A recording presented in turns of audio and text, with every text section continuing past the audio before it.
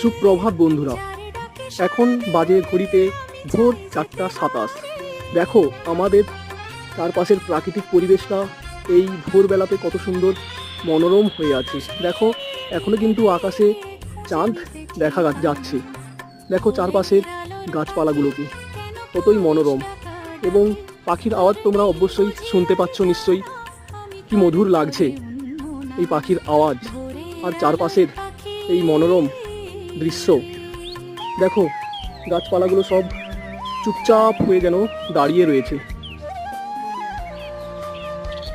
দেখো কত সুন্দর এই সকালের মনোরম দৃশ্য। আকাশ দেখো কতই সুন্দর লাগছে। আকাশে এখন কিন্তু তারা দেখা যাচ্ছে একটি। দেখো কতই সুন্দর।